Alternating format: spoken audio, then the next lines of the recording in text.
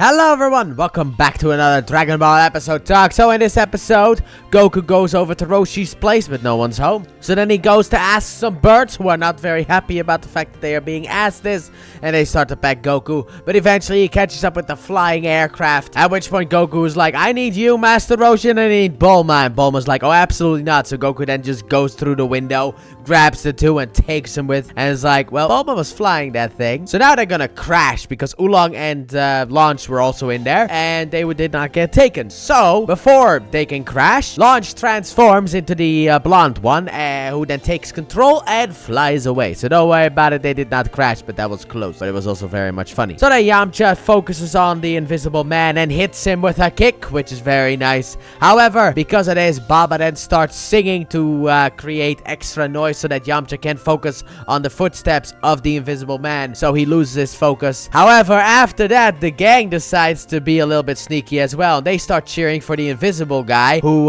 then is like, oh, thank you very much, making even more noise. And then Yamcha just pulverizes him in that sense until he goes silent again because Baba orders him to. Afterwards, Goku arrives and Krillin is like, all right, we gotta wait for the most opportune time. And then afterwards, he pulls down Bulma's shirt so that Roshi can basically shoot blood all over the invisible guy. And it's like, yeah, that's a naked Bulma. Now, this is not as bad as in the manga, because in the manga, it's full-on naked Bulma. Like, 100% just a full shot of Bulma naked. Because they do not have the advantage of having, like, quickness in it. Like, you can have a shot of Bulma's naked breast, and the only way you can find it is if you actually go shot by shot in that sense, and then you can see that Bulma's breasts were actually naked in one single shot. However, in the manga, you don't have that, so it's just a full shot of Bulma being basically bare-chested. But this caused the Invisible Man to be covered in blood, and my first reaction was like, ew, what's wrong with you?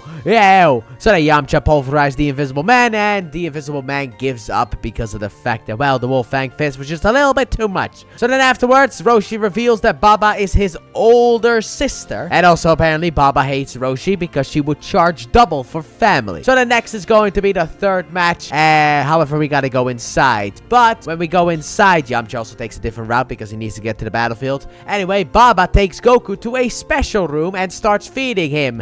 Afterwards, she drops a bunch of like rocks on him or like bricks on him. However, Goku is able to just like punch it all away and then continue eating because it's classic Goku. So this causes Baba to be really interested in Goku. Meanwhile, Yamcha gets out to the battlefield and it's basically two statues who have their tongues out, and the tongue is basically the field on which we battle. So then afterwards, Goku and Baba show up, and Baba's basically like, I'll give you what you want if you give me Goku. Alright, you don't have to fight as long as you give me Goku. However, Goku's like, no, because I want to fight. And it's like, yeah, that's classic Goku. He always wants to fight, but he always has to fight. And that is how the episode ends because of the fact that we don't actually get the reveal of who Yamcha will be fighting next. Because yes, Yamcha is still in the battle, and he is going to be the one who gets knocked out, I think, next episode. But overall, I very much enjoyed this episode, and I also like the fact that Baba instantly took an interesting Goku because, well, he is main character and all, but also because he's Goku. And also, you can kind of see the whole like testing Goku in two ways. Because of the fact, if Goku could not have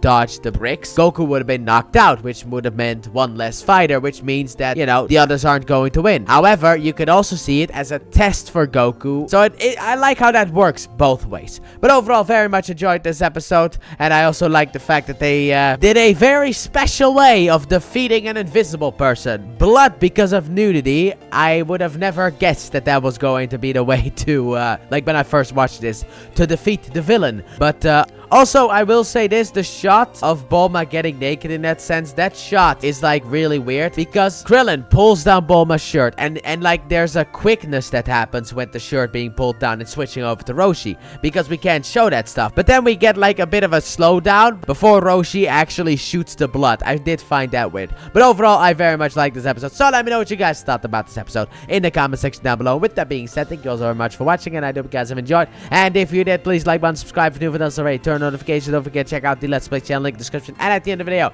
And I'll see you guys next time when Yamcha goes up against the mummy. Bye!